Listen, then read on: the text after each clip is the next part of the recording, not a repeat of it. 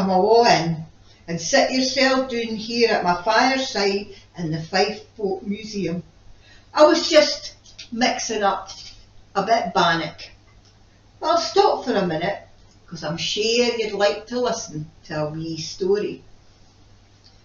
Now this story is a story I heard from a traveller cried Duncan Willamson, who often camped round about this area with his family. And it's a story about a widow woman, quite a young widow woman, that had a wheen the bairns all steps and stairs. But she had it hard because she didn't hae a man to provide for her.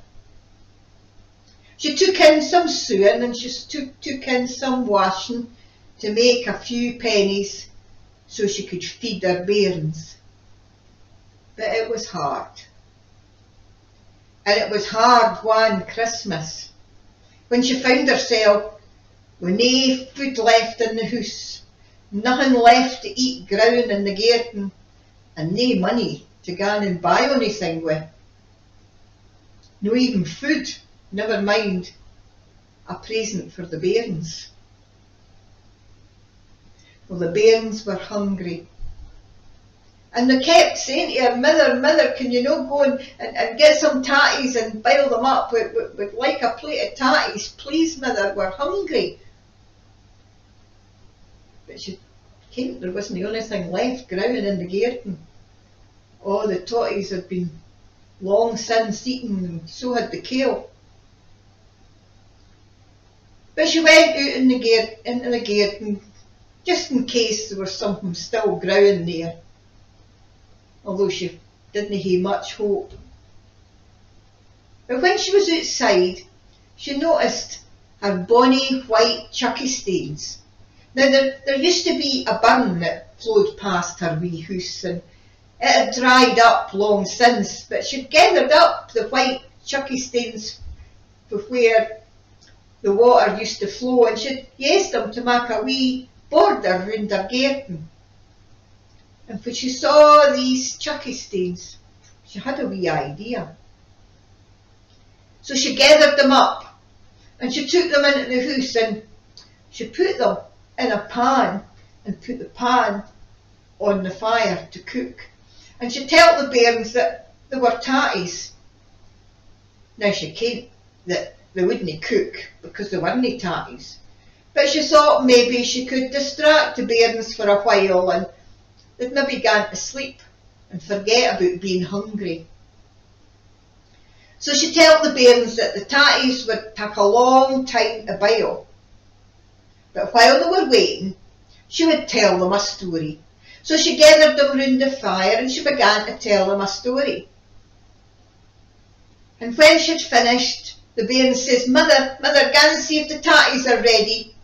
So she went and pretended to look, but no, they're not ready yet, she said. We'll hear another story. And so she told them another story, and another aim, and another aim, hoping that they would fall asleep, but they didn't. But what she didn't ken was that they'd had a wee visitor.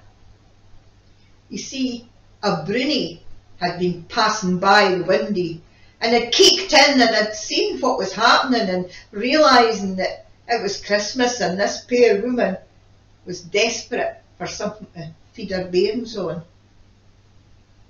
And because she was a good woman, the brownie decided that he would help, so he cast a wee spell on that pot of Chuckie stains. And so when the next story was finished and the bairns said, Mother, go and see if the tatties are ready yet, she went out over to the fire with a heavy heart and lifted the lid. Oh my!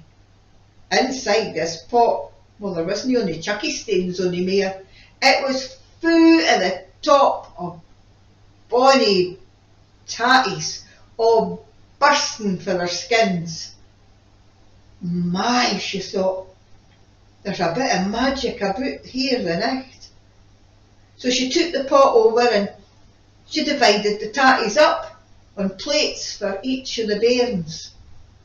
But when she'd done that, she realised that, well, there was hardly anything left for herself, except a few scrapings in the bottom, but she thought, oh, the bairns are fine, this'll do me. So she started to scrape the bottom of the pan, but when she put a spoonful of scrapings on a hot plate, there was a clinking noise, and she realised that she'd dished up a spoonful of silver coins. Well, she scraped the pot again, and once again she got another spoonful of silver, and again until she had a plate full of silver coins. Oh my, she says, somebody's looking after us today. So she gathered up all the money and she says to the oldest bairn, now you look after the wee ones, I'm going down to the village and I'll no be lying.